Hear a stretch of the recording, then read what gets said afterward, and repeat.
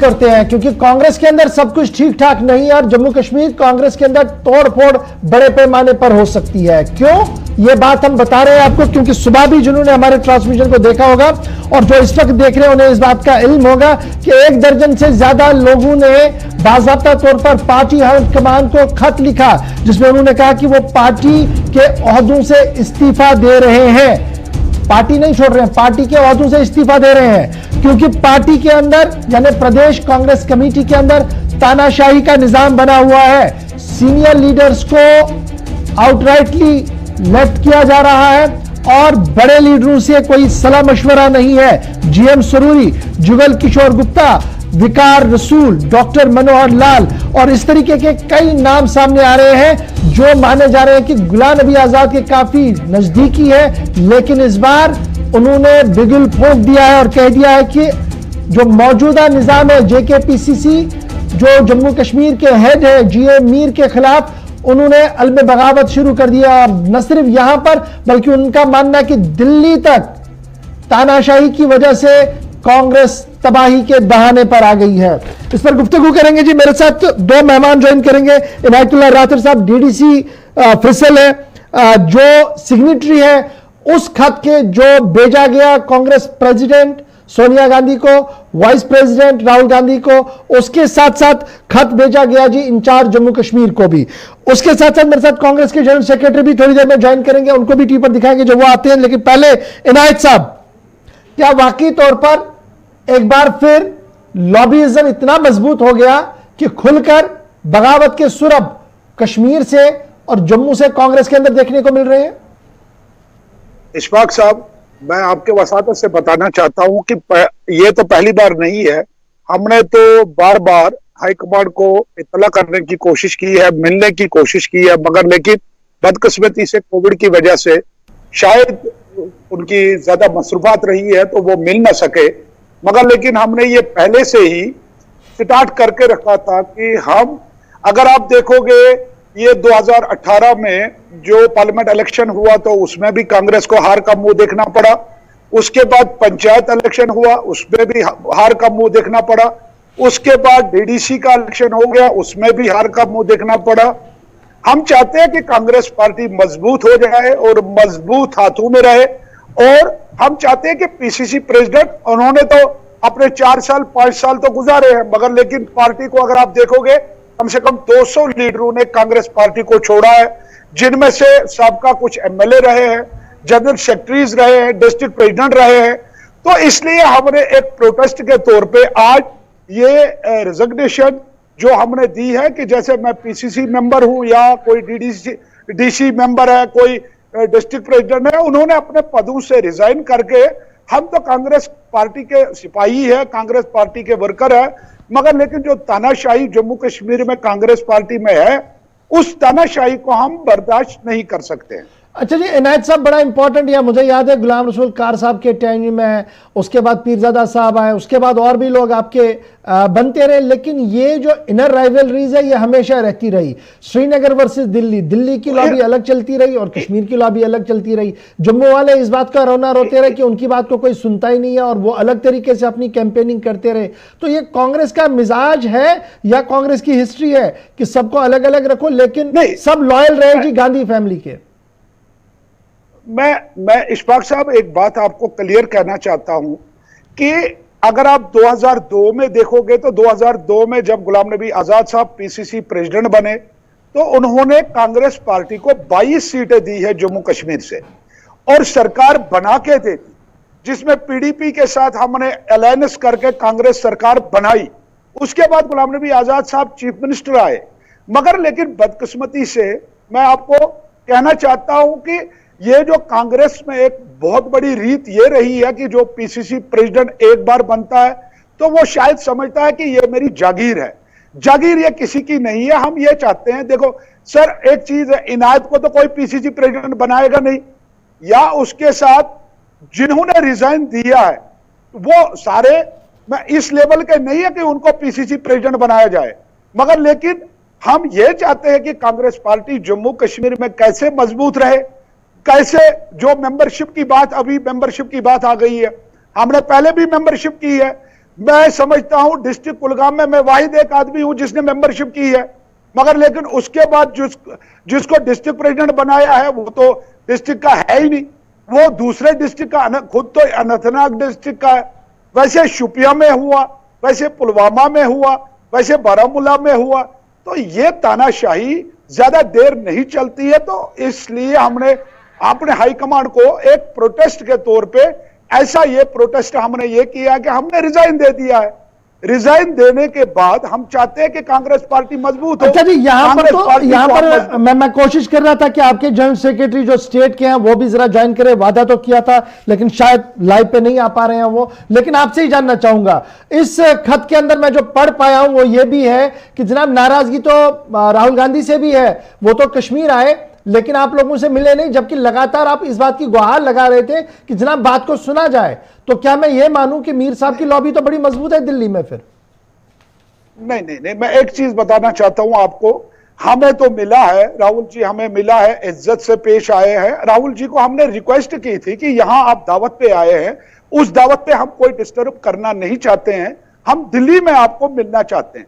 मगर लेकिन हमें नहीं समझ आता है कि दिल्ली में क्या प्रॉब्लम है। दिल्ली में जनरल सेक्रेटरी इंचार्ज साहिबा जो है उन्होंने क्या कहा, जो हमारे ऑर्गेनाइजेशन जनरल सेक्रेटरी है उन्होंने क्या कहा है। नहीं तो राहुल जी ने वादा किया था मैं आपको बुलाऊंगा और आपके साथ बैठ के इसका हल हम ढूंढेंगे। हमने तो बात की है, वहां पर भी हमने ये कहा है कि हम ये तो किसी के साथ जाति कोई लड़ाई नहीं है, ये पार्टी की बात है। हम ये चाहते हैं कि हमारी पार्टी किसी तरीके से मजबूत रहे और मजबूत हो, ताकि हम आने वाले इलेक्शन में अच्छा खासा वोट हासिल करें और ज्यादा से ज्यादा अपने एमएलए यहां पर जीत के आ जाए। अच्छा जी इनायत साहब, ये भी तो खबर है और ये भी इल्जाम है आप लोगों पर कि ये तो आजाद साहब एक मजबूत लॉबी बनाना चाहते हैं और अपने लोगों को पीठ पीछे रहकर ये सब कुछ करवा रहे हैं, तो सारा दिल्ली से ही हो रहा है जी। ये भी मैं आपको एक बात बताना चाहता हूं इशफाक साहब, हमें तो मेरे नाम की जरूरत नहीं है आजाद साहब को, मुझे जरूरत है आजाद साहब के नाम के। ये कांग्रेस पार्टी को जरूरत है जम्मू कश्मीर में आजाद साहब के नाम की।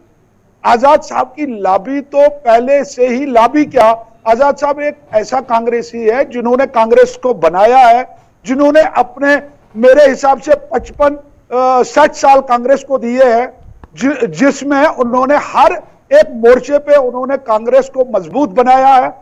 और जम्मू कश्मीर में कभी आपने अभी कितने लोग होंगे जी इस तरीके के नाराज? 12 तो मैंने गिने हैं जो इस चिट्ठी के अंदर है, और कितने लोग हैं जो नाराजगी का इजहार कर रहे हैं? और नेक्स्ट कोर्स ऑफ एक्शन क्या है अब आप लोगों का? दिल्ली में आपकी सुनी नहीं जा रही है, कश्मीर में आपकी पैठ नहीं है, तो क्या करेंगे अब आप? मैं यही कहूंगा इशफाक साहब, अभी तो सिर्फ ये 3 दिन हो गए हमने जो चिट्ठी यहां से भेजी है, हमें यह पता नहीं है कि ये चिट्ठी एक्सपोज कैसे हो गई है। दिल्ली में हमने मैडम सोनिया जी को भेजी है, हमने राहुल जी के ऑफिस में भेजी है चिट्ठी, वहां से ये एक्सपोज हो गई है। अब ये खुलकर आ गया है, अभी ये नाम बढ़ते रहेंगे और इसमें और लोग जुड़ते रहेंगे।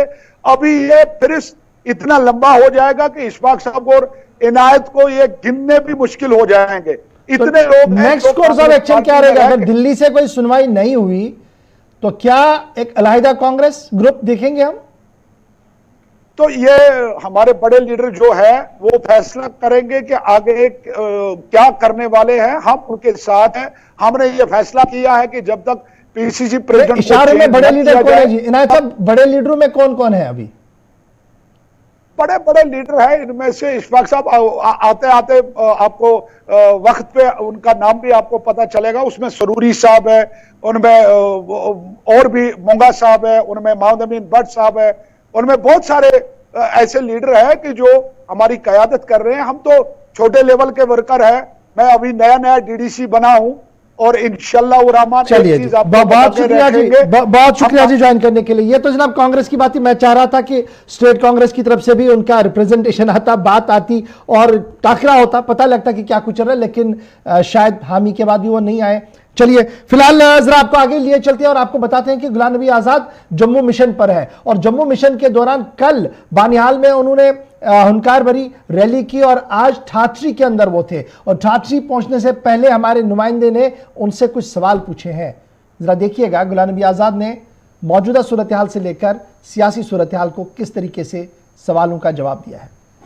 कांग्रेस के सीनियर लीडर गुलाम नबी आज़ाद साहब हमारे साथ खास बातचीत करने के लिए जुड़े हैं और आज चनाब खिते के दौरे पे हैं और हिंदुस्तान का एक बहुत बड़ा नाम है गुलाम नबी आज़ाद। सर, आपका वेलकम है गुलिस्तान न्यूज़ में। आप थोड़ा सा ये बताएं कि चनाब खिते का दौरा जो आज आपका है, इसका मकसद क्या है? नहीं, बहुत अरसे के बाद में आया, 2019 के बाद में पहली दफ़ा आया और वजह उसकी मैंने पहले बताई, क्योंकि 2019 5 अगस्त के बाद जो पूरी स्टेट में हालात हुए, सरकार की तरफ से ही सब लीडरों को, कईयों को 2000 को बंद कर दिया था और कईयों को घूमने की इजाज़त नहीं थी। और उसके बाद कोविड आ गया, वो भी 1.5-2 साल चला। तो कोविड और सरकार यहाँ रियासत के जो हालात हैं उनकी वजह से न मेरा ही दौरा बल्कि किसी भी पॉलिटिकल लीडर का, डिस्ट्रिक्ट लेवल का हो या ब्लॉक लेवल का हो या स्टेट लेवल का हो, वो दौरे बंद हो गए और अब हालात कुछ ठीक हो गए। इसलिए अब सब पॉलिटिकल पार्टीज़ ने पॉलिटिकल एक्टिविटी शुरू कर दी, हमने भी शुरू कर दी। सर, जहाँ पे स्टेटहुड की बात की जा रही है, पहले दिन से ही आप ये डिमांड कर रहे हैं कि पहले स्टेटहुड हमें चाहिए, उसके बाद इलेक्शन होंगे। और ऑल पार्टी मीटिंग जब हुई दिल्ली में, आपने पहला ही सवाल यही किया कि जब तक हमें स्टेटहुड नहीं दिया जाएगा तब तक इलेक्शन में हम हिस्सा नहीं लेंगे। और वो हमारी मांग थी, वो आज भी मांग है, लेकिन उसको सरकार ने नहीं मांगा। हालांकि अगर स्टेटहुड दी जाती पहले और फिर इलेक्शन होते तो ज़्यादा फ्री और फेयर इलेक्शन होते हैं। ये सेंट्रल रूल में इलेक्शन कराना, इसमें हमेशा डर रहता है और जिस तरह का माहौल आज देश में है और जिस तरह से सरकार गवर्नमेंट मशीनरी को इस्तेमाल करती है तो उससे और भी ज़्यादा डर लगता है। तो हमेशा इंडिपेंडेंट, ट्रांसपेरेंट, निष्पक्ष इलेक्शन के लिए स्टेटहुड को पहले लागू करना चाहिए था और उसके बाद इलेक्शन होने। लेकिन वो मांग स्टेटहुड की मानी नहीं उन्होंने। ये माना कि स्टेटहुड देंगे लेकिन इलेक्शन के बाद। तो इलेक्शन कितना ज़रूरी आप समझते हैं? इलेक्शन होने बहुत ज़रूरी है। जब तक इलेक्शन स्टेट का नहीं होगा तो तब तक जमहूरियत बहाल नहीं हो सकती है। तो जमहूरियत के लिए, डेमोक्रेसी के लिए इलेक्शन होना, सबसे पहले इलेक्शन होना ज़रूरी है। सर, जहाँ पे 370 और 35A के बाद ये बताया गया था तरक्की होगी, डेवलपमेंट होगी, हमारे डेंटल डॉक्टर जो हैं आज भी सड़कों पे हैं, हमारे SPO जो हैं वो फाका कशी के शिकार हो रहे हैं। इस तरह के हालात न सिर्फ डेंटल डॉक्टर्स हैं और SPOs हैं, बल्कि बहुत सारी ऑर्गेनाइजेशन जो हैं स्टेटहुड की मानी नहीं उन्होंने। ये माना कि स्टेटहुड देंगे लेकिन इलेक्शन के बाद। तो इलेक्शन कितना ज़रूरी आप समझते हैं? इलेक्शन होने बहुत ज़रूरी है। जब तक इलेक्शन स्टेट का नहीं होगा तो तब तक जमहूरियत बहाल नहीं हो सकती है। तो जमहूरियत के लिए, डेमोक्रेसी के लिए इलेक्शन होना, सबसे पहले इलेक्शन होना ज़रूरी है। सर, जहाँ पे 370 और 35A के बाद ये बताया गया था तरक्की होगी, डेवलपमेंट होगी, हमारे डेंटल डॉक्टर जो हैं आज भी सड़कों पे हैं, हमारे SPO जो हैं वो फाका कशी के शिकार हो रहे हैं। इस तरह के हालात न सिर्फ डेंटल डॉक्टर्स हैं और SPOs हैं, बल्कि बहुत सारी ऑर्गेनाइजेशन जो हैं, चाहे वो आशा वर्कर हों, आंगनवाड़ी वर्कर्स हों, दूसरी ऑर्गेनाइजेशन है, दर्जनों ऐसी ऑर्गेनाइजेशंस हैं, वो जम्मू में हों, वो कश्मीर की हों या चिनाब वैली की हों या पीर पंजाल की हों, वो सब सड़कों पर हैं। बजाय नए लगाने के लिए, नए एंगेज करने के लिए, जो पुराने हैं उनको डिसएंगेज कर दिया। तो मेरे ख्याल में हज़ारों की तादाद में जो पहले लगे थे उनको निकाल दिया गया। इवन कई ऑफिसर को दर्जनों में उनको भी रिटायर किया जा रहा। तो ये जो विश्वास दिया गया था, भरोसा दिया गया था कि नई एम्प्लॉयमेंट होगी, नई इंडस्ट्रीज आएंगी, लेकिन हो ये रहा है पुरानी इंडस्ट्रीज आधी से ज़्यादा बंद हो गई ये 2 साल 2.5 साल से। और मेरे ख्याल में 1/10 लोग जो हैं, जो पहले लगे थे, किसी न किसी, चाहे टेम्परेरी लगे थे, परमानेंट, उनको भी निकाला जा रहा है। अच्छा सब, जहाँ पे कश्मीर के अंदर हम देख रहे हैं सिलेक्टिव किलिंग्स हो रही हैं, और ये भी फारूक अब्दुल्ला साहब का बयान आया था कि कश्मीरी ये लोग नहीं कर सकते, कश्मीर के लोग इसमें इन्वॉल्व नहीं। मैं ये नहीं कह सकता कौन इन्वॉल्व हो सकता है, लेकिन जो भी इसमें इन्वॉल्व हैं उनको पकड़ना चाहिए, एक न एक पकड़ना चाहिए, ताकि उसकी तह तक इंसान जाएगा कि वजह क्या है और कौन है इसके पीछे। आखिरी सवाल मेरा रहेगा, गवर्नमेंट मेडिकल कॉलेज की हालत जो है वो सही नहीं है, यहाँ से पेशेंट को जम्मू शिफ्ट किया जाता है, ये भी गवर्नमेंट मेडिकल कॉलेज है, वो भी गवर्नमेंट मेडिकल कॉलेज है, और जो ज़्यादा क्रिटिकल होता है उसको कश्मीर भेजा जाता है। और जब आप चीफ मिनिस्टर थे हम ये भी देखते थे, आप खुद सारी सिचुएशन को मॉनिटर करते थे, खुद हॉस्पिटल जाते थे, पेशेंट से मिलते थे, किस तरह से आप देखते हैं? देखते हैं यही फर्क है ना इलेक्टेड गवर्नमेंट में और सिलेक्टेड गवर्नमेंट में। वो इलेक्टेड गवर्नमेंट ठीक करती थी, आज सिलेक्टेड गवर्नमेंट है, और सिलेक्टेड गवर्नमेंट को अपनी तनख्वाह से, अपने ऑफिस, अपनी गाड़ी से मतलब होता है, लोगों से कोई मतलब नहीं होता। गुलाम नबी आज़ाद को आप सुन रहे थे कि किस तरीके से 86 के जलसे के बाद वो हमारे नुमाइंदे के साथ वसीम गत्तू के साथ बात कर रहे थे मौजूदा सूरत हाल पर और सियासी सूरत हाल। उनका मानना था कि देखिए इलेक्शन का माहौल तो बनेगा ही बनेगा, चाहे स्टेट पहले दें या बाद में दें, अब तो चुनाव के लिए